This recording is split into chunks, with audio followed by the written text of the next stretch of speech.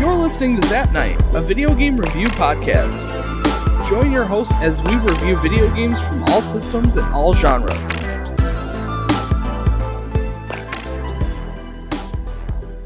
Hey guys, and welcome to another episode of Zap Night. I'm your host, Danny, and today we have Brandon back again. Welcome. Hey. Last time you were on, I think it was... Metroid. Metroid, Super yeah, that's Metroid. right. That was a long time ago. It was. So we're back again today. We are talking about Metal Gear Solid, specifically the PlayStation 1 version. You played this one, right? Yes. So, okay, we've both played the PlayStation 1 version. I did stream my PlayStation 1 gameplay, so if what you are listening to sounds like fun, you should watch that, because the struggle is real in this game. For me, anyway. Yeah, you had a hard time. I did. Did you watch any of it? I did not watch any of it, but talking to you, I could kind of gather that. Oh, man. It was a nightmare. Anyway, we'll get to it. This is episode 57. 57. Yeah, 57. We're getting up there. Starting the first of the year, we're probably going to go down to like one episode a month, but we haven't like fully hashed out the plans yet, so that's to come. So Metal Gear Solid was developed by Konami. It was originally released on the PlayStation. However, there was 3 games prior to Metal Gear Solid on the PlayStation, which is Metal Gear, which was released in 1987, and then Metal Gear 2, which was released in 1990, and then there's a Metal Gear like Solid Snake or something to, there's like a secondary game that goes along with Metal Gear 2 that was also released in 1990. So, and I think that those were released on the Nintendo? And the first Metal Gear was also released on the MSX, and there's like differences between like that and the Nintendo version. Of course, they can't keep anything simple. So the PlayStation version was released in September 1998 in Japan, and then in October 1998 in the US. Then I think it was released worldwide like the following year. So let's try and talk about the story. It kind of takes a lot of twists and turns, and they tried really hard to put in these surprises as you go along. Yeah. So we're going to do our best to talk about the story, at least from our point of view. Of course, it's probably going to be somewhat wrong or in the wrong order, and I apologize in advance, but you don't have to correct us. Yeah. We know that we're doing it wrong. We just want to throw that warning out there now. It's going to be wrong. Just accept it. With a convoluted story like this, Yeah, exactly. Especially from Metal Gear Solid. Like this one in particular, they reference so many things from the past. They reference so many things that, you know, there are references in the future games that reference this game that have no meaning. So, I don't know. We'll just kind of get started. This game takes place in an Alaskan island. They nickname it Shadow Moses. It's a nuclear weapons facility, and Solid Snake, which is your main character, is currently in retirement and is brought out of retirement to be sent off into this mission by his colonel, Roy Campbell. And his initial mission is to find if they have find if the terrorists who have this base under control is able to launch a nuclear weapon, and if so, stop them in some way. But then also to find the DARPA chief, right? Yeah. And the president. Yeah, correct? President Baker of Arms Tech. Gotcha. So as you go along, there's a few people that you talk to just over your mic. What's the name of the that? codec? The codec, right? So there's a couple people that you talk to over that. Roy Campbell, which is the colonel. You have Naomi Hunter, which is the geneticist for the group. and she has a bigger role later. Mei Ling, which is like the tech person for the group, and she developed a lot of the technology, like the Soliton radar and all that stuff too. Otacon, which we'll talk about later. Natasha, she was the weapons specialist, and like I had no contact with her except maybe one conversation, just the introductory conversation. That's all I ever talked to her. She never called me, so I mean, this has to be a two-way conversation. And even when they introduced her, it's not like she like came in and said hi. They just said you can contact her. It was just like, you can do this. Yeah. So, the focus originally starts with finding the DARPA chief, right? Yeah, just infiltrating the base and then finding them and then seeing if they can launch a nuke. Yeah. And as you go along, you start getting information about the Metal Gear, which is this new weapon developed to deliver a nuclear bomb via railgun. Yeah, and it's something that they've dealt with in the past, with obviously like in the first games and everything, with this walking bipedal take of like ways to launch a nuke and everything like that. So it's like a program that's being brought on, still worked on. Like obviously, like no one knows about it. That's being worked on because it's being covered up. Right. So, like, that's why it's a surprise to Snake when they figure it out, because it's at Shadow Moses, which is actually supposed to be like a nuclear disposal facility, but it's actually still being used to develop stuff. So there's like that whole cover up there when they get there. Right. So from the get-go, there's a lot of cover up and a lot of deceit. Yes. And Snake senses a lot of that, multiple times he's like, you know, telling the Colonel, you know more than what you're telling me. Like, what is it that you're not telling me? And instead of this BS response, he just says nothing. So it's like, obviously there's more to the story than even what they're telling us. So as Snake goes along, he gets in contact with is it the DARPA chief first? I'm pretty sure. Yes. And the DARPA chief gives him information about there being a way to deactivate Metal Gear, and tells him that he needs to have a card key. He has to have 3 card keys in order to be able to do this. So in the middle of talking to him, was there any other information that he gave us? Not really, because I think this is like one of the first things that happened earlier in the game, but then the later you go on, you realize that was a twist too. Right, like this whole thing. Right. So like there's really no information given. So like that was the big thing that that the DARPA chief gave us. And then he died of a heart attack. And it was this weird spontaneous heart attack that they don't give you a whole lot of information about, other than it's a weird mystery. Immediately afterwards, you hear Meryl in the next room over, and you go and investigate, and I think that she finds a way to escape her like little prison cell that she's in, and then you help her escape from the area in general, because she covers up in a guard's uniform. Yeah.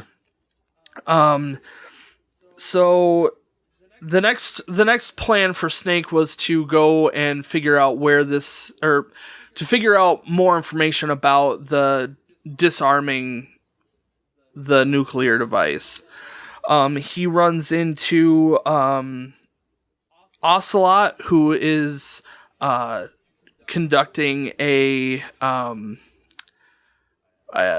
do you call that? Torturing the president, trying to get the code out of him. Yeah. And when Snake gets there, the president is like the president of this tech company. Yeah. He's all bound up with these ties and a bunch of C4 all over the place, and you have to fight Ocelot, who's doing the interrogation in this arms fight. And after that, after the arms fight, then the Psycho Ninja shows up out of nowhere.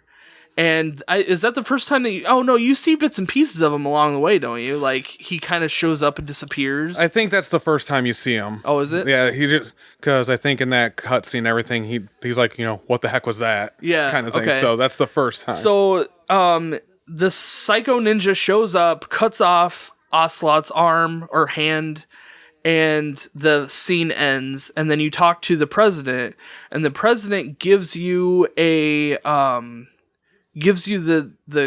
disc, which holds like all of the testing, the nuclear testing information. Yeah. And then he also gives you one of the key cards, right? Yes. So with that information, then he also tells you to call Meryl. And this is where you have to figure out what to do to actually call her. Yeah. And they don't directly say it. All the only information they give you is you need to call Meryl, look on the back of your disc. So like, from my point of view, having never played it before, I'm like, okay, on the back of the disc, he gave me a disc, so I'm pulling up the disc in my inventory, I'm trying to activate it, I'm trying to use it, I'm like randomly guessing at numbers, and then luckily, someone in the chat, there was only like one person in the chat room the whole time, and again, thank you so much for hanging out with me during the chat, because it really did, one, it helped a lot, and two, it was just nice to sit and hang out with somebody who also enjoyed the game. Anyway, that person told me that to look on the back of my physical game box, and this blew my mind. I'm like, are you serious? Like, literally, I have to physically look at my game box to see the code. And sure enough, when I picked up the game box... There's the codec conversation. The number's right on there. Now, afterwards, after having played the game, I was kind of looking at the booklet that's inside, and there is, like, a section in the booklet that has all of the numbers listed in it, and her number is in the listing. So if you think about it and you look at it, but if you don't have the box, if you only have the disc, or if you're playing this digitally, you have to figure it out another way. Luckily, I mean, now everybody has the internet. Yeah, you just look we can it up. just Google. But yeah, that was really mind blowing that you had to utilize, physical real world environment to be able to get your information. It just blew my mind. So it was a great idea. It was frustrating, but it was a great idea. Yeah. Anyway, you get a hold of Meryl. I think that really she just is interested in helping. She is a fan, somewhat a fan of Solid Snake. Yeah. So like she wants to help. She is a trained soldier in some aspect. Mm-hmm. She's new at being a soldier, so she's not very good at it. She's not very good at pulling the trigger. But she does want to help. Yeah. So let's see, what do they do next? After that, he goes through the canyon to go to the nuclear weapons disposal facility. Oh, right, yeah. And that's where he fights the tank and everything with Vulcan Raven. Right, and Raven is this, like, big, like, Native American guy. I think he's from one of the native tribes up in Alaska. And he's just one of the he was just a boss fight, really. I mean, you do see him again later, but he really had no real significance to the story other than being this, like, word of wisdom sort of deal. I don't know. So then, yeah, the goal getting into the you're aiming to get to the underground facility, right? Yeah, because you're still looking for like stuff for Metal Gear, so you're going through the nuclear disposal facility because you're wanting to go try to figure out how to take this Metal Gear offline if they can launch it. Right. And everything. And then you do end up meeting up with Meryl and confronting Psycho Mantis, who has been previously getting information from both the DARPA chief and the president to figure out what the activation code is. Yeah. You find out that they don't even have the activation information. Yeah. But they're trying to get it. So they need 2 codes to be able to activate Metal Gear. Mm-hmm. And both the chief and the president have one code. And from Snake's point of view, they both have the codes. Yes. But then once you fight Psycho Mantis, he reveals that no, they don't have any of the codes. They weren't able to get both of the codes yet. Yeah. And Snake doesn't know that yet. Like, it's given to you, the player, that you kind of like get this through like scenes and everything like that. But he doesn't. Oh, I see. Because he doesn't really notice that. Gotcha. So then you push forward and you come across the Sniper Wolf, and she shoots Meryl down, trying to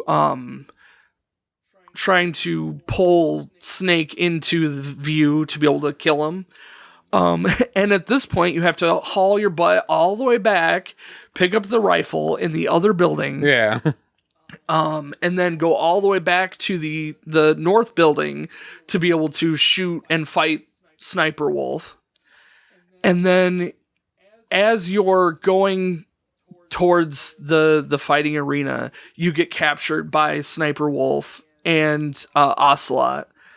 And Meryl's caught as well. Yes. So then you're thrown in jail and you're tortured for information. I don't know. What exactly were they torturing him for? I think they were trying to get information because I think I'm trying to remember this, that he knew like the trick to like the PAL codes and everything like that. And I think they were just trying to get information out of him for that. Because it was like, if you surrender, he stops torturing you, but he kills Meryl. Yeah. Like that was the trade-off. But like, I did both scenarios to see what the heck was going on. And if you surrender, he just ends it. He doesn't, it's not like you relinquish any information. He just ends it and kills her. So it's like, I don't really understand what the point of the whole torturing thing was. I think it's just one of those things, like, if you just don't want to do it, you don't have to do it. It changes the ending a little bit. I did hear about that. So, anyway, what did you end up doing? Did you save her? I always save her. Oh, okay. Like, it's just one of those things, like, I just always do. Even though I hate that part because, like, it hurts my hands because it's so long and you're trying to go so fast and you have to do it so many times, but I can't not save her. Right. Like, when I play, it's like... Yeah. That part was kind of tricky for me. I did end up saving her, but it took a couple tries. Like, just in the middle of trying to figure out exactly what I was supposed to be doing, it was like, at one point I didn't save her and they just like freed me, more or less. Like they didn't just free me, but like it led to a quick freedom. Yeah. Versus like, if I were to endure the torture, I would have to find my own way out. Yeah. But I did eventually figure out how to get out. I did save Meryl. And moving on, your next task... we haven't talked about Otacon yet, because a little bit prior to this, you do end up meeting with Otacon, who is like the developer for Metal Gear. He's the scientist, but he's kind of the like engineer behind it. So he kind of worked on developing Otacon as a whole. And that was the fight that you had. You fought the ninja cyborg. The ninja cyborg, yeah. You fight him there, and you rescue Otacon at the same time. So he kind of owes you. So as you're trying to get out of this jail cell, Otacon shows up and hands you some supplies to help you get out.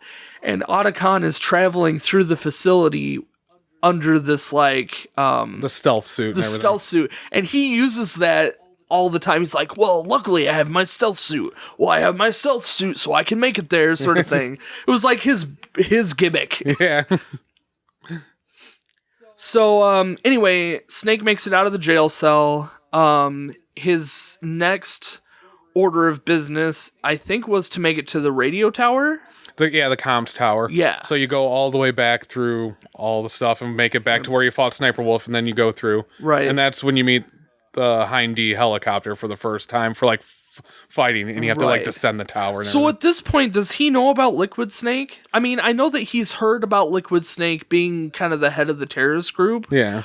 But I don't know how much he knows at that point. I think he knows that that's like his target is Liquid Snake. Yeah, he knows at that point in time that their big thing is they want Big Boss's DNA, right, and everything. He knows who Liquid is, but that's before he knows like that they're like clone brothers, and right, all that stuff like that. And that's coming. So, Solid Snake takes down the helicopter. And again, with a little bit of Otacon's help, he makes his way to the underground facility.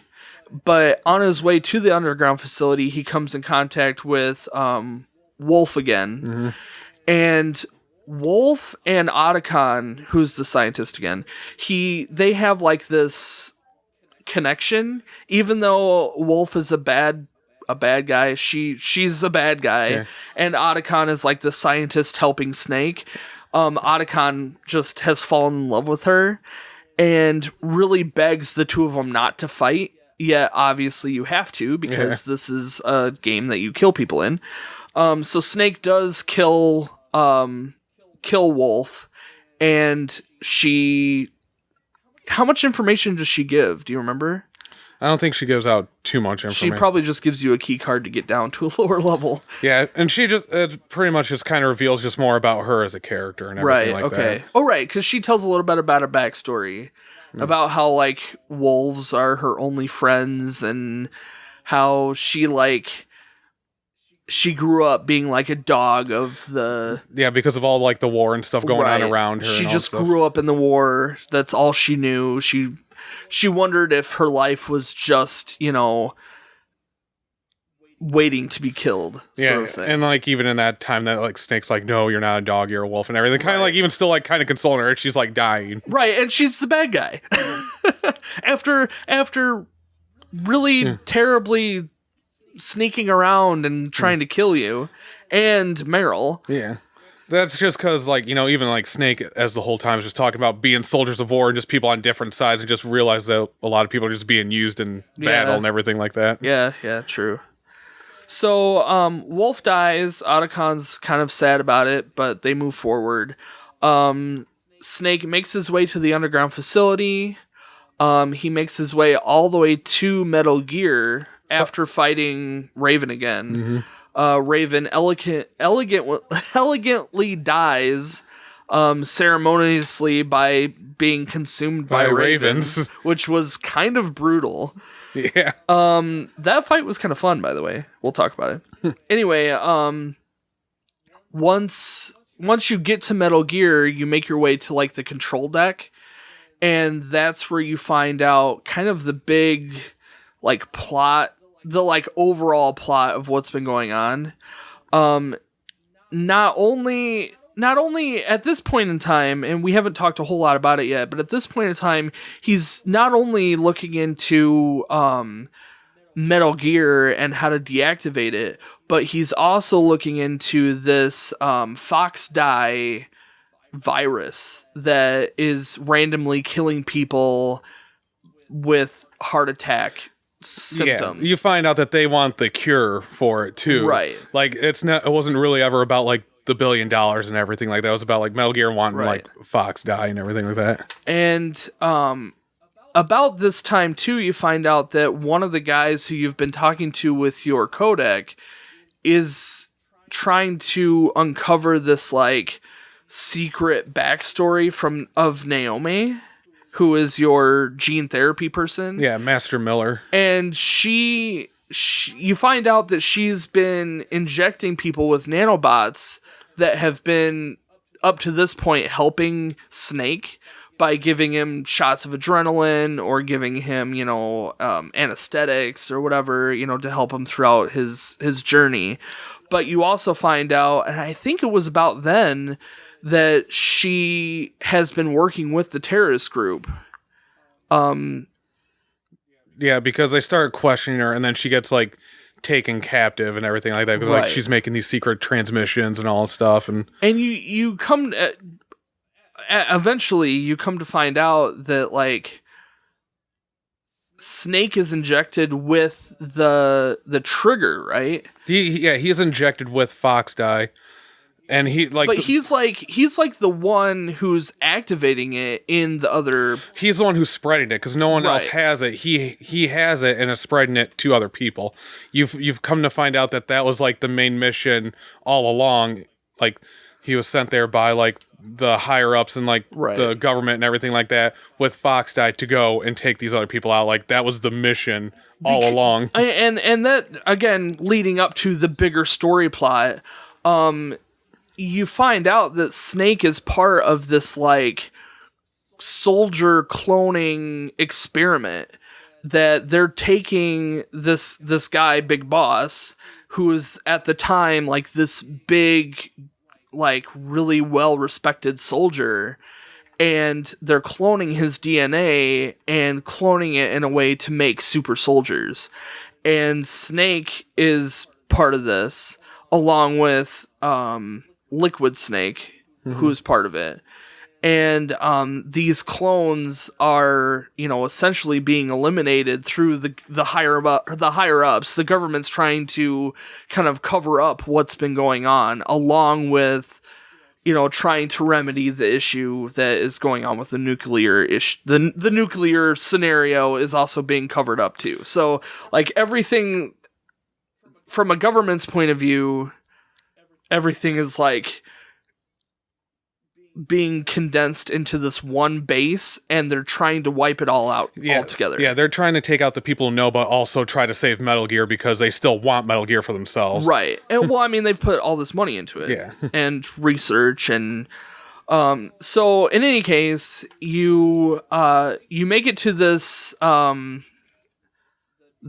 like data, or sorry, whatever I called it before was perfect. The comms tower? Yeah, no, in Metal Gear. Oh, yeah, the command center. The command center, yeah. So you make it inside there, and you find out that your card key, this whole time you've been given one of the 3 card keys, but you find out that one card key can transform into all 3.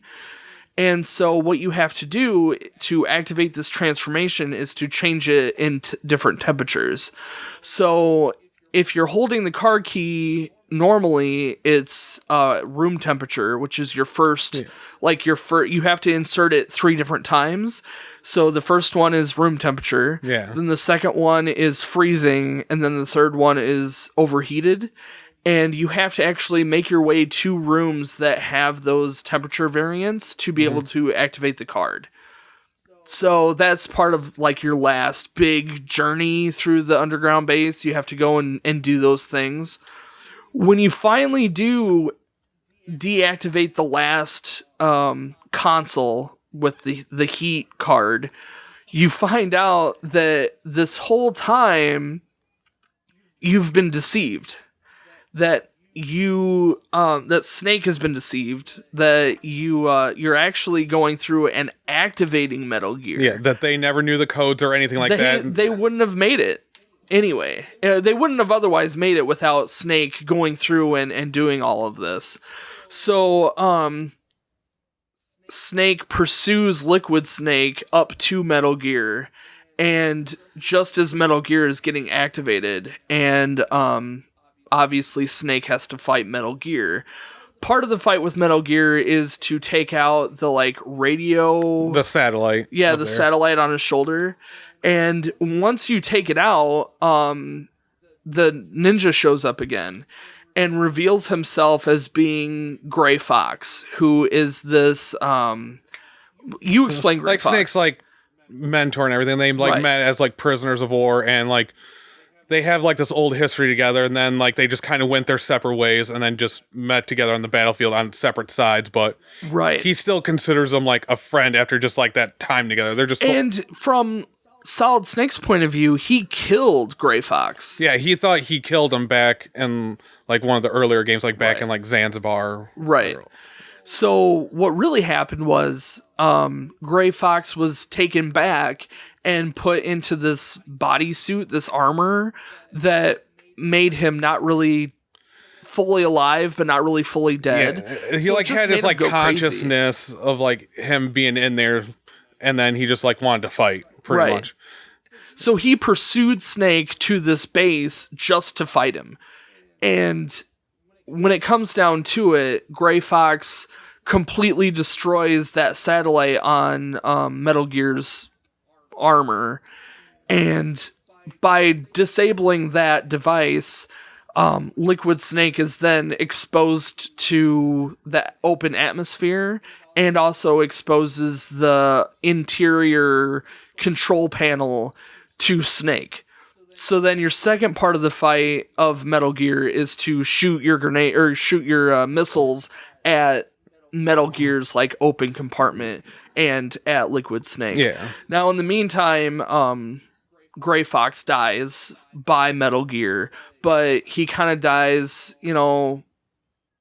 happily. Like he wasn't himself. He wasn't a human anymore at that point. He was happy to just be done. So anyway, you fight Metal Gear. Metal Gear kind of gets, I don't know, it's pretty much like almost somewhat useless at that time because... Right. And then you're rendered kind of like in this in-between unconscious and conscious, and Liquid Snake, one, disrobes you for no reason, and then carries you on top of Metal Gear, and has Meryl as like held captive. Yeah. And puts a bomb near Meryl, so you have a, what is it, like a 3-minute time limit? Yeah, he like hooks the bomb up to Meryl somehow because video games that when she dies, the bomb goes off. So, but they have this time limit. Video games. Yeah, right. So you have 3 minutes to fight Liquid Snake. Yeah.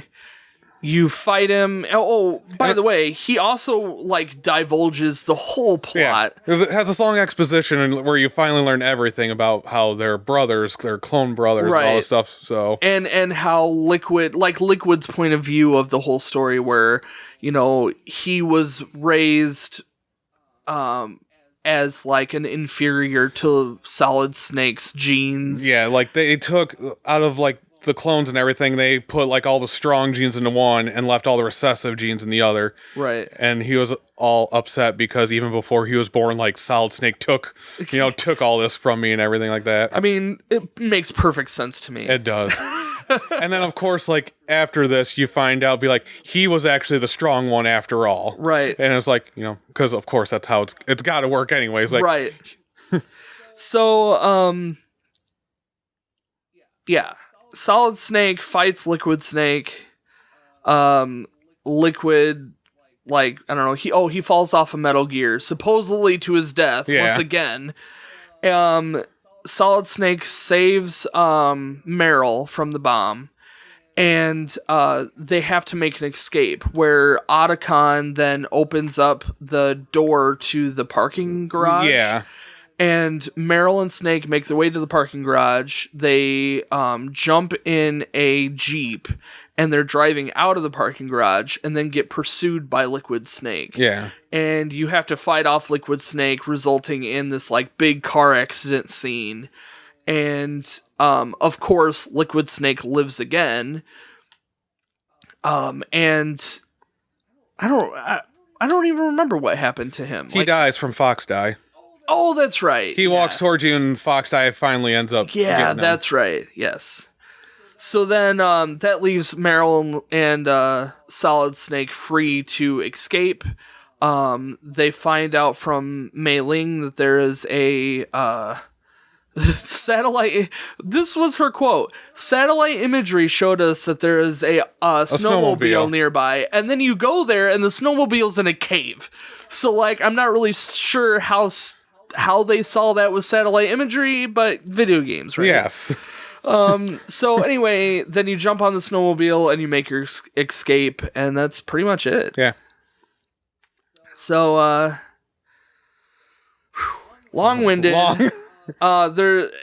It's obviously, it's not as much of a story like Final Fantasy would be, but it's way more of a story than any other shooter game really has. Yeah. Like, normal shooter games don't have this much story. And it's very cinematic in its presentation. Oh, yeah. Yeah, by far. Because if you take the cinematics away, it's probably like only like a 4-hour game. I was going to say that, and I was actually wondering about how many hours I actually spent using the controller outside of just pushing like, yes, okay, yes, okay, yes, okay. So yeah, you take away all of the storylines, and you have just gameplay. It's probably like a 3-4 hour game. But I mean, by the finish, I think I had like 14 hours into it. Yeah. You were like at 10. 10. And I think that's about normal. About 10 Yeah. is normal. I spent way more time because I suck. And for you, like, this was your very first time playing it, where exactly. at least like me, I have that knowledge of like playing the remake a couple times before actually coming back and playing the I PlayStation definitely version. see the advantage of having played it once. To play it again now, I think I could get through it significantly faster. One, because I have the learning curve out of the way. Yeah. Two, I remember, I should be able to remember or at least quickly pick back up the fighting patterns for all the bosses. And just remember what you have to do next and everything like that. Where you're going. I spent a lot of time just kind of like wandering around, like, where was it that I'm supposed to go? And then I would go into the codec and start calling people like who's gonna tell me where I go next. And like I even did that even after playing for a couple times. I was like, I forgot what I had to do. And that was like the time that I had to call Meryl to open up the door to go outside. I was like, oh yeah, I'm supposed to call Meryl. So I had to grab the box and look it up. I totally forgot what I had to do at that point in time. Like, what am I supposed to do? Right. So I mean, they tell the story pretty well. It's very confusing, especially at first, because they're name dropping like crazy. They're referencing stuff that happened in the past that I had no knowledge of. Yeah. They're referencing previous games and previous characters that, for someone who's not played those games, this is all blind to them. So, like, for me, it was completely blind. Like, I had no idea who these characters were. I was barely making it through the gameplay. So, it was a bit of a struggle at first, but towards the end, I pretty much enjoyed the story. The plot twists that they threw in there were kind of like, really... Like, Liquid Snake survived from dying like 6 times. Yeah. And he probably survived the fox die too, for all I know. So like, they tried really hard to make this as interesting of a story as possible. I ended up giving it an 8 out of 10. Yeah. I gave it a 10. Okay.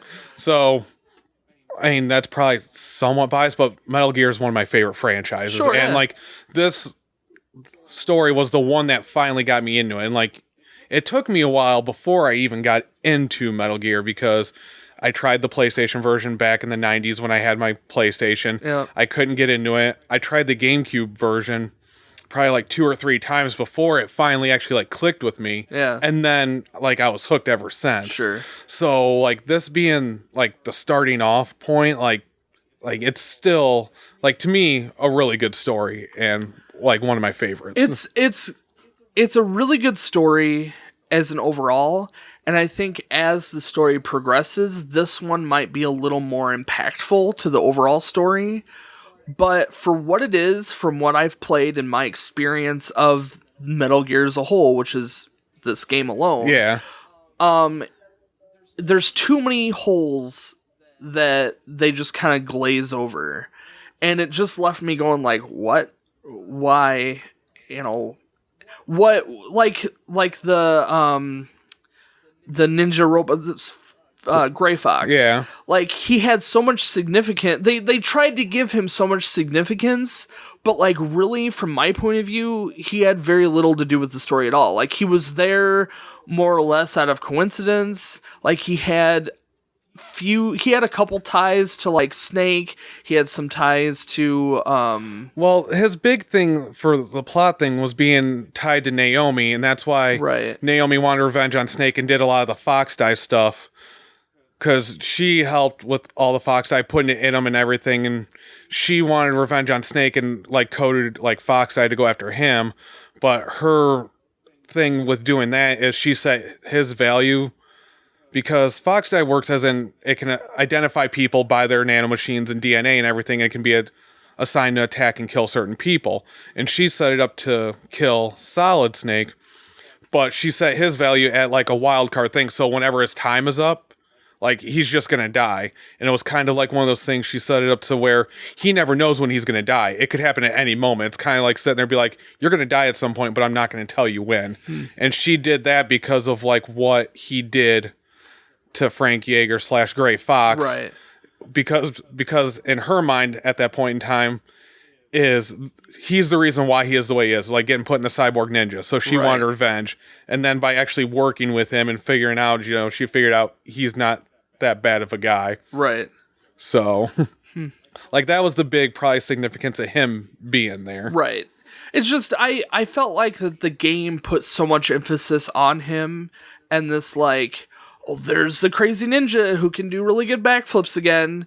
And it was like they kept showing him, but it was like, just get to the point. Like, and I kind of felt that way about a lot of the bosses too. Like, Raven kind of had very little significance. Wolf had very little significance. Yeah. It was just like, they needed bosses, but like, because it's so story driven, they tried to do what they could to incorporate them into the story. Yeah. I don't know. But, I mean, still, I gave it an 8. That's not terrible. Yeah. It's just not a 10. Yeah. So, let's go ahead and move on to graphics. I was generous on this game. I gave it an 8 out of 10. That's pretty generous. I gave it a 6. Okay. The graphics are not great. And the biggest reason why I gave it an 8 out of 10 was because this was released in 1998. And 1997 was Final Fantasy VII. 1998 was Final Fantasy VIII. And I understand that graphic limitation.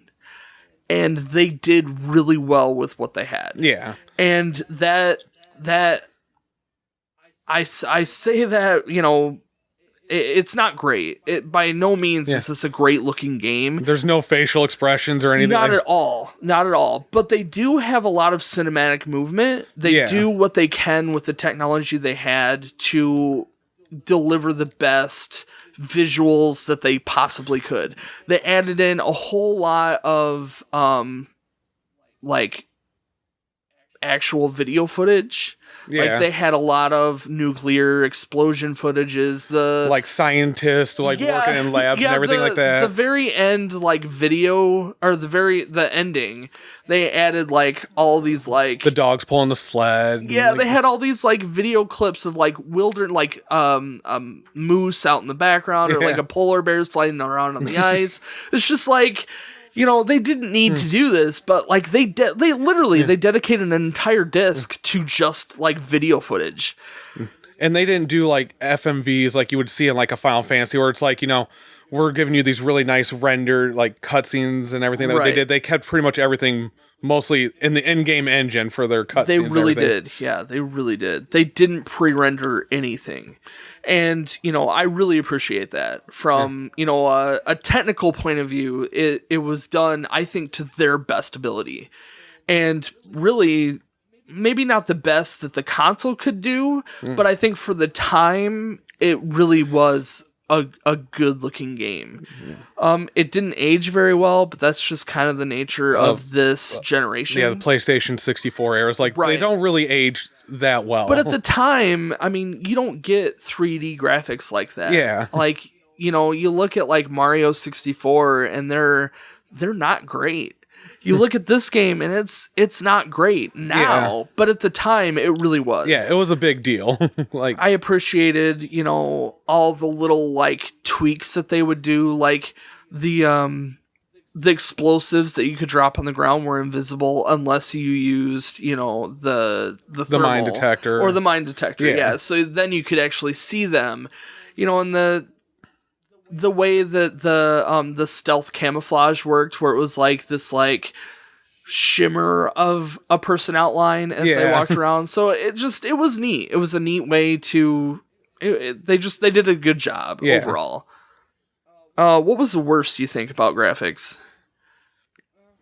Probably just the overall like blockiness and just like there's no definition. Like, you look at their faces and it's just blocks. Like, there was no eyes or no mouth or anything like that. It was just like there was hint of facial features, but like not really facial. Like features. With the eyes, it looked like they tried to add depth so there'd be like a little bit of darkness or something there, but there was nothing there. Right. Like the most amount of like character like that you saw was like in the codec conversations with the drawings and everything. Those were really good. Those looked really good. And you think like probably if they were like if they had like this big huge budget and everything, like probably more, and they actually like did FMZ or FMV cutscenes and everything, like did all this, it'd probably be like a 4-disc game with like even add more with all the talking and everything. Yeah. Because there's a lot of lines in there. Yep. Like there's just like fully voice acted like everything. Everything. Yes. So Yep. So we'll talk about gameplay now. This is kind of the meat of the conversation. I'm gonna be straightforward. I gave it a 4. I can understand that. I gave it a 6. Okay. So like it wasn't great. Right. And it has not aged well. I mean, and it's probably different for us, like being here like 21 years later, you know, we're used to like, even like when I play PlayStation games anymore, like mostly all of them are DualShock, like being able to use analog. And this is, you have 4 direction pads on a full like 3D game and everything. So I don't think that the camera caused an issue for me. It does seem like it was a little different depending on where I was at in like location where I was at. The camera wasn't too bad. So like getting around for me, yeah, like an analog stick would have been a little bit easier, but really it wasn't too bad. Yeah. The biggest problem was shooting.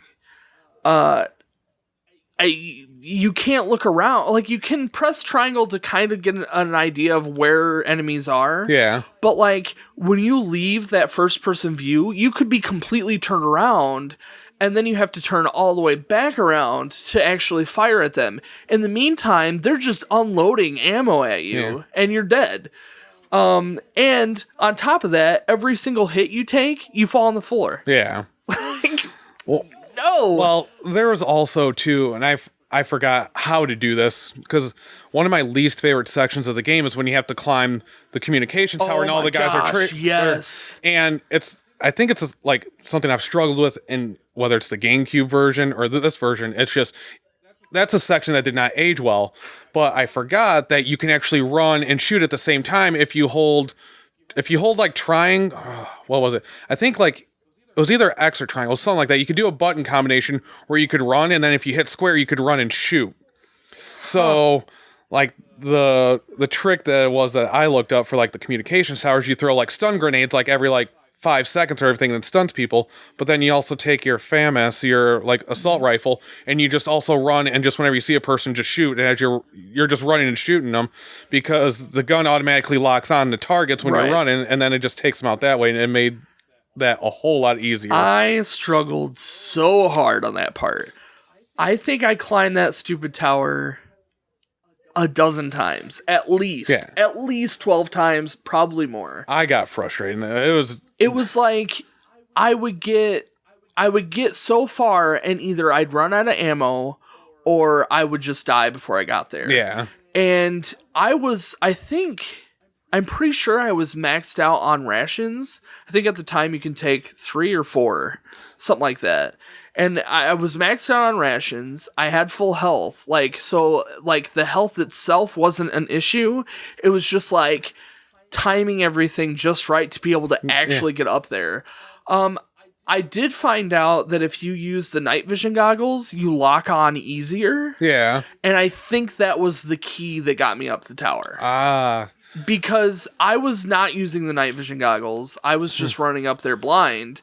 And he was locking on, like, the rifle was locking on to targets, but it was kind of like hit or miss. Yeah. Like, you weren't always locking on. And like sometimes like when you're going up the stairs and everything, like you wouldn't hit them, or if they're like below you and you need to turn around, right? Like it wouldn't hit them like all the time. And for whatever reason, when I switched to night vision goggles, he locked on way better, and I don't feel like the enemies were coming at me very quickly. Yeah. I don't know if it was like a game mechanic that they built in, because, after getting frustrated and fighting it so many times, you start getting desperate. It's like, well, what else can I do? Yeah. So I'm like, going through the codec, talking to different people, trying to get an idea of what else I can do. And I think the colonel was like, it's really dangerous when it's dark out. You should probably use night vision goggles. And I'm like, okay, I'll try it. And I did it, and it seemed to help.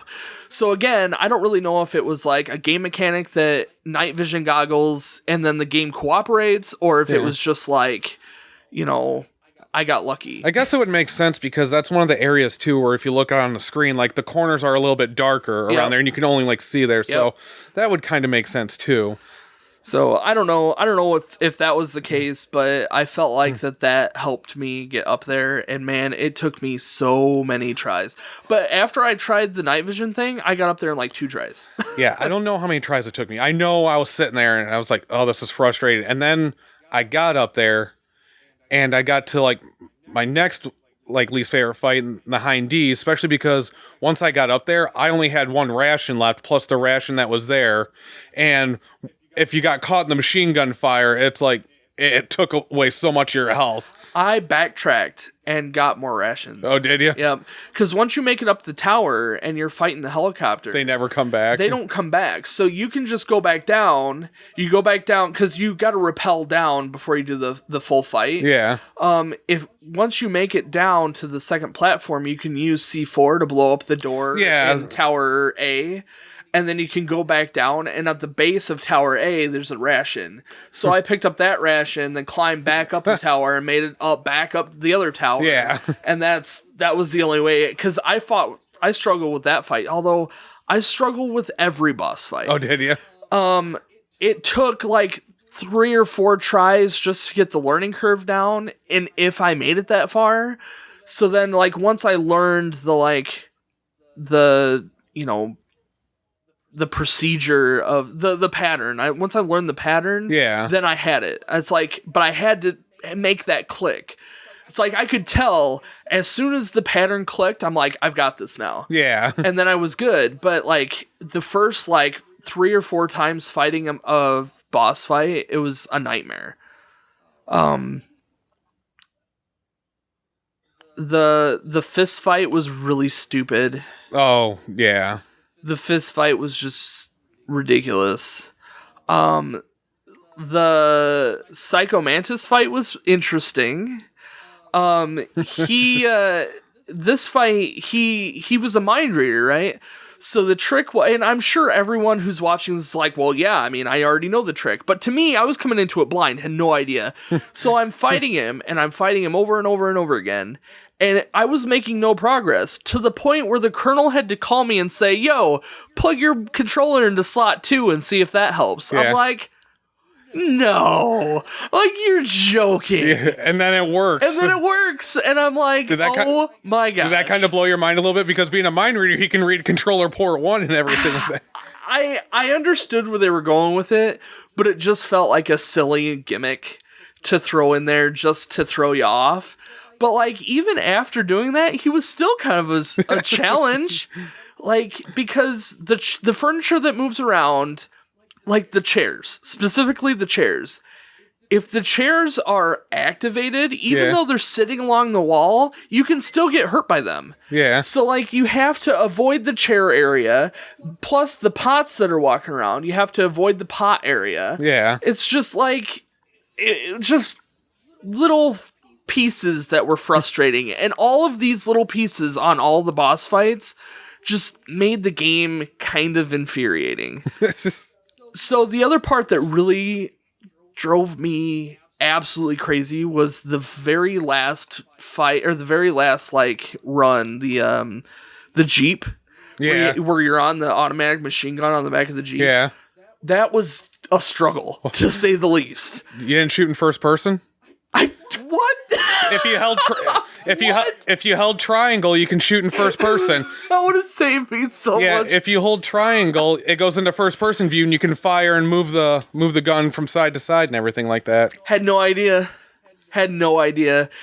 Snake was so slow to move. Like he was holding it. He's just like, he would take like 2 baby steps per turn, and like, you're in the heat of this, and you have like Liquid Snake is chasing you down the tunnel. Yeah. And you have to like weave and shoot at him and weave at the same time. And then probably the worst part was like when you're side by side in the tunnel. Yeah. And you have the pillars going along the middle of the two tunnels. Yeah. He was hitting me shot after shot after shot, and I could not hit him for nothing. And it took me like, again, maybe like 5 or 6 tries to finally get it. And by then, like, this was the very final fight too. So like, I had done Metal Gear, you know, I had done the fist fight, and now I'm doing this stupid thing. And I'm like, what's next? You know, a crappy Tetris fight too? Yeah. Like, am I gonna have to challenge him to, you know, tic-tac-toe? Like, this is ridiculous. I was totally over it by the time I made it to the end of the game. Yeah, that's the trick to the thing, is the first person aiming and firing. I had no idea. Because, it makes it a lot easier because, like, you're looking behind you, and when he moves, you just kind of, like, move and spray as he's doing it, and then it moves to the side, and you do, like, the same thing. And... Wow. I would have really liked to have known that. I mean, it's too late now. Yeah, I'm not going to replay it, but it's just... there was little spots like that. Like, to... The overall gameplay, it seems insignificant, except for the amount of those stupid, infuriating moments. Yeah. Just added up to this, like, yuck, as far as gameplay goes. There's not that much of it, but, like, it's the core, right? Like, that's what you're playing. You're playing a game to play the game. And if the gameplay isn't that good, then why would you want to play it again? So, from that point of view, I'm really surprised that this game has held on as long as it has. The gimmicks are kind of neat, but they're kind of stupid. I don't know. You talk about, what do you like about the game? Like, fighting-wise? Or gameplay-wise? Gameplay-wise, for this game, like the PlayStation version... Not really too much. I'm very much a fan of the Twin Snakes remake, just because of the way that it took a lot of stuff from Metal Gear Solid 2, and they just remade it and put it into Metal Gear Solid. Yeah. Now, granted, it made it a lot easier than this game, like, and even kind of just like broke like certain aspects to the point where it was almost too easy. Kind of, but it's still like fun in a way. Like, you know, you still like the camera angles for this one. It was before they switched to like almost like a third person view, like kind of like how they did for some of the other games. Yeah. So you still had like the fixed camera angles, like, you know, you come in, this is how this room kind of works and everything. But they gave you the option to go into first person, and when in first person, you could aim your gun and shoot and everything like that.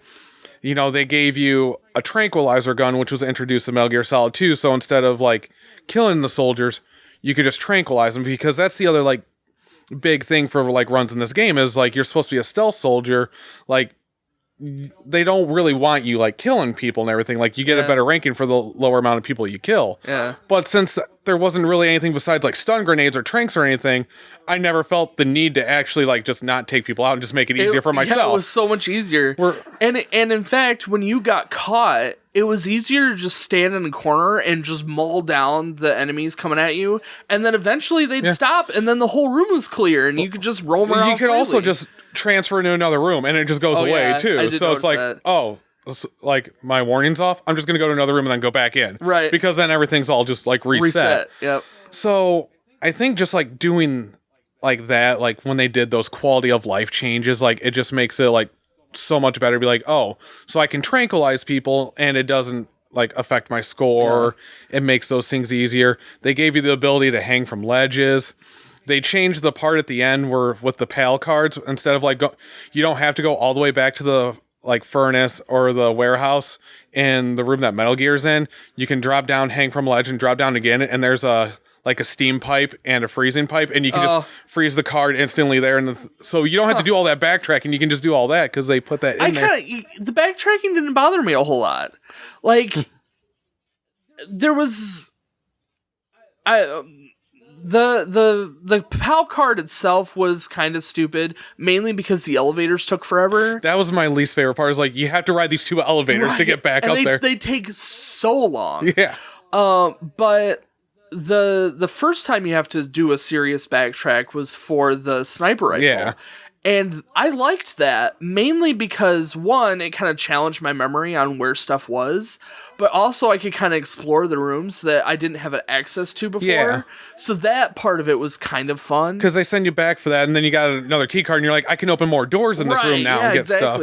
And there was a door when you fight Wolf the second time in that big like blizzard arena. There's one door that you need like a key card 7. Yeah, I think like the last card. And you don't get it until you fight Raven again. Yeah. And you can go back and I didn't do it. I thought about it way too late, and I'm like, I don't care. Yeah. But you could have gone back into. I would have liked to have known what was in that room. Did you know that the boxes played a significant role? Like that you could use those for fast travel. Really? Yeah, there's 3 boxes for like heliport, nuclear thing, and then like the snowfield. And what you do is like in those areas, there's a truck, and if you hop up, you equip the box of the area you want to go to, and then it'll transport you. Oh. So like if you're out in the snowfield and you want to go back to the heliport, you put the heliport box on, sit in the truck, and like wait a couple seconds, and then they do a transfer, and then they drop you off at the heliport. I didn't know this. Yeah. That's so funny. So they're not totally useless for like hiding and everything like that. I noticed that I had the boxes, and I had seen, that's like the thing for Metal Gear, right? Is that you hide in the boxes. Like, coming from someone who's never played it before, I knew that much. Like, the boxes was a significant like icon for Metal Gear Solid. Yeah. But I didn't know that. That's really interesting. I think I used the box once, to actually hide. And I think it was in the nuclear arms disposal thing. And I think I had that box, and a guy was coming, and I was like just in the middle of the stairs, and I just equipped it, and they're like, oh, it's just a box. Just right there in the middle of the stairs, and they walked away. I'm like, oh, good, go away. I don't think I ever really successfully hid from any of them.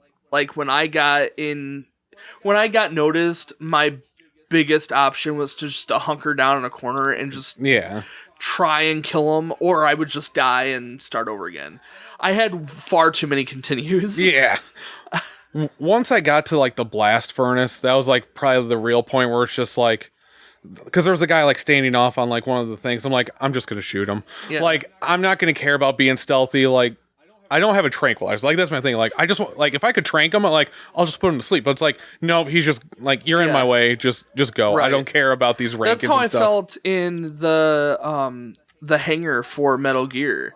Like, there was one soldier way up at the top on the 3rd floor, right before you go into like the control room. Yeah, doing like his route and everything. And I got hit by him every single time. But if you just hurry, you can either go into the control room and he goes away, or you can climb up Metal Gear and he's like, well, back to my position. Yeah. Like, don't worry, it's just this huge, multi-billion-dollar machinery that someone's sneaking around in.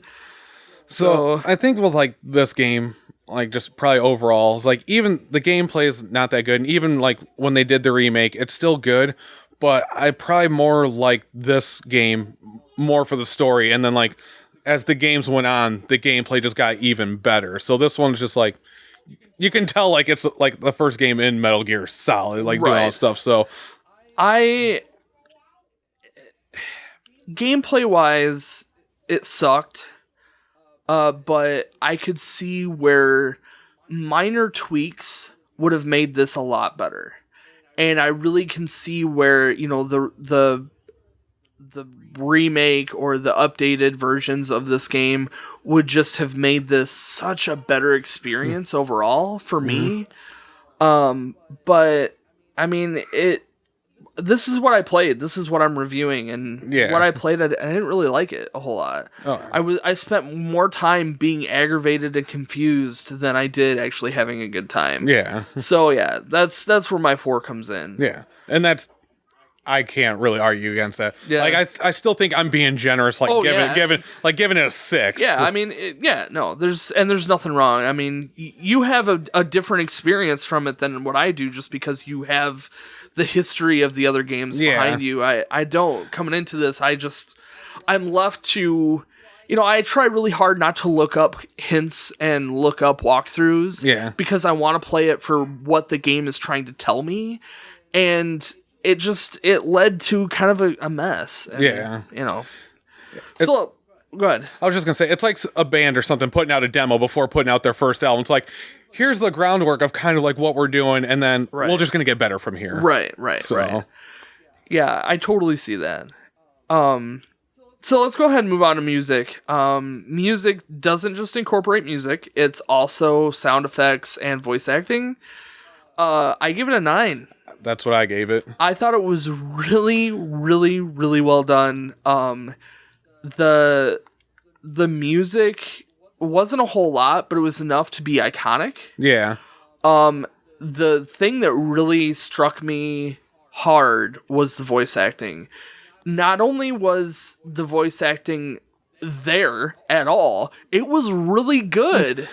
And the funny thing about that is, like, later on when they did the remake, they like brought everyone back and fully re-recorded all the voices. Why? Why didn't they just reuse they what weren't they had? They actually weren't happy with the original one, because I think the original one, it was like recording just like some, like, pretty much like a closet with like no like sound thing. So like they wanted to like redo the stuff. They brought back professional recordings. They brought like David Hayter, who did Solid Snake, and he took a pay cut so they could bring everyone else back in, all the original voice actors. Wow. And they brought them all in, and they did it like all in the professional studio, did like all the stuff and like re-recorded That's it. really cool. And I was like, I was kind of thrown for a loop, because like listening to Mei Ling in the original, like she's got the, you know, obviously like the Asian like accent and everything like that, where they got the same voice actress and everything, but in the remake, she doesn't talk like that. She just talks more just like a normal American. Really? Yeah.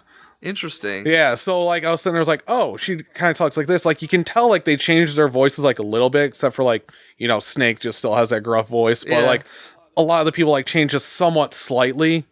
And I was used to that, but yeah, the voice acting and just everything's voice acted. It's not like that's what made this a 2-disc game, was all the voice acting, the huge amounts of it, and the video.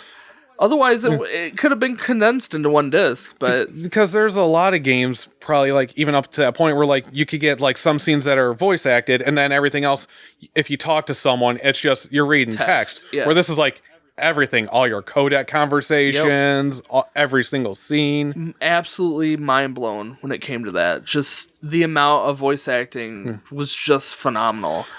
And a lot of times voice acting for video games gets kind of snubbed because it's, you know, especially in the 90s, people were just like, it's a video game. Yeah. Like, who cares? It's just a video game. Just throw voice actors in there and we don't care. Well, they cared, and they did a really good job. Like, they really put effort into the voice acting, and I really appreciated it. And I think, like, when they're doing this, and, like, you see, like, kind of, like, the influence it had on, like, some things where it made this video game, like, a cinematic, almost, like, experience. It did, yeah. Where, like, instead of being just, like, the old school, like, you know, you're watching, like, a movie play out and then it's like a point and click thing and everything, this brought in like video game gameplay and cinematics to where it was like you're almost like playing a movie. Yeah. I remember one time when I was like younger playing the GameCube version, is I kind of wanted to play a game but watch a movie, so I just spent the day and I played Metal Gear the whole day. Like I beat it in like 8 hours or something like that. Yeah. But I was able to get like the best of both worlds by doing this. You know. And then after that, like it's common now when we play games that we see these scenes and everything. But like back then, it was like, whoa, this is like a movie, like a spy movie that I'm playing right now. Yeah, it really is. It really brought it to the next level, and I think it was like the saving grace for this game. Like between the story and the music, or the the voice acting, this wouldn't have been that good of a game if you had to read the whole thing. Yeah, it wouldn't have been that good of a game if they didn't, if they'd have not put so much effort into a story. Especially because it gives the characters like more depth and everything. Like when you see like how they flesh characters out, because if you're sitting there like Otacon and he's just like, you're reading everything, you're like, he's just a nerd. Like he's just a computer nerd. That reminds me, he must be a fairly popular voice actor, Otacon, whoever played his voice. I can't think of it off the because I've heard him play nerds before in like anime or some other stuff. Yeah. So like his voice was very iconic. I don't know who it was. Yeah. But I was listening to him talk and I'm just like he like embodies the like tech nerd. Like his voice has been played for that similar role before. Yeah, and the lady who voiced Naomi and everything, she's like a very popular voice actress too. She does like everything in video games too. Sure. So it was like you start to see these things and they're like, man, they just did so good, and they actually all the voice actors like embodied their character well. It's not like they had someone like, I don't like the way they sound or anything like that. You're like, I can see this. Mm-hmm. Yep. No, it was really good. Definitely worth the 9. Yeah. I almost gave it a 10, but there wasn't. I think that if the sound effects were a little bit better, some of them were like the gunfire was. It sounded good, but I don't know. It was there were aspects of it that were just kind of weird. The footsteps kind of got annoying to me. Every time you got caught by a camera, that was really annoying to me. That sound, that like alarm sound. Yeah. But, it's got the iconic, like when you get caught and everything, and the exclamation point, like, you hear people with that as like messages on their phones or everything, or the codec sound and everything like that. Yep. Yeah, that sound is very iconic. So overall gameplay experience, what did you give it out of 10? I gave it a 7. 7? I gave it a 6. And I thought about giving it more, but every time it's like I'm so conflicted because the story was really good and I was motivated to keep going because of the story, but like the gameplay was so crappy that like I think a 6 is fair. Yeah, for me, I think the story and everything carries this one. Yeah, it does. The gameplay obviously is probably what brings it down to 7, but I like it so much that I think like a 7 out of 10 is like probably where I would give it. Like you fix a couple things up and everything, it gets bumped up higher easily. But and I would definitely say that had we played like the GameCube version or the PS2 version, I think we would have had a lot higher scores because the gameplay wouldn't have been as terrible. Like, even if all the scores were the same, but gameplay was, like, double as good, that would have given gameplay, like, an 8, which would have made the whole... My overall score would have went up, and, like, the whole game I would have probably gotten from a C to, like, a top B. Yeah, and that's, like, probably one of the things they realized when they were doing a remake is, like, it helps us clean this up and make this, like, just a better experience and everything, so... Yeah. Good job on them on the remake. Yes, yes. And I don't think it really would have taken that much. Like, as far as... If they'd have taken this exact same game as is, and just kind of, like, tweaked the gameplay, the, like, movements, the way that you use your weapons, some of the, like, quirkiness of getting caught, or, like, how you can hide... I think if they tweaked that, this game alone, as is, would be so much better. Yeah. But, the other versions take it that step up, too, where they change, like, graphics and everything to it? Yeah, because the next one to come out was on PlayStation 2, and I think it was around, like, 2002-ish, so 4 years, like, removed from this one, and it's even more cinematic, one of the better-looking PlayStation 2 games and everything like that, and...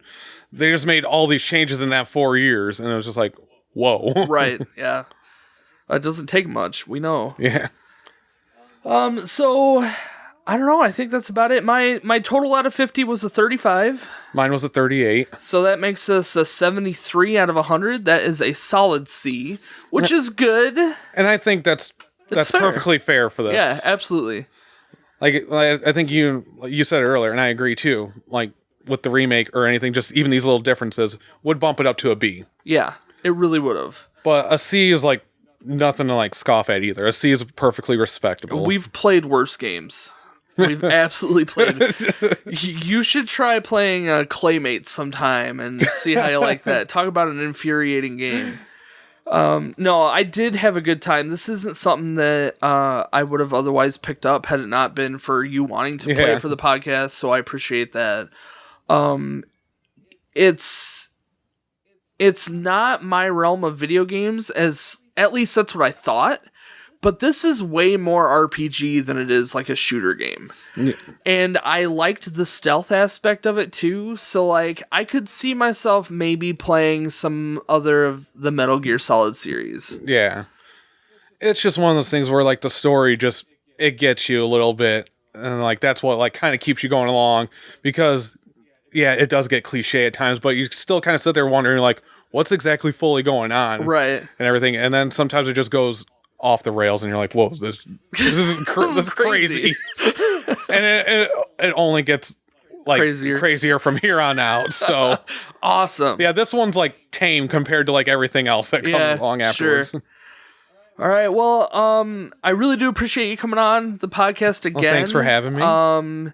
I hope you had a good time playing Metal Gear Solid like I did. Oh, I did. Yeah, I would strongly suggest, if you haven't had a chance to watch my playthroughs, just at least try and find a couple boss fights and see how infuriating I really get. I think my final episode where I'm fighting some of the like Metal Gear and I'm fighting Liquid Snake a couple times, I just get so angry. I just am so fed up with the game at that point. I was seriously ready to just be like 0. The whole game's getting a 0. All right. Did you swear during any of the live streams?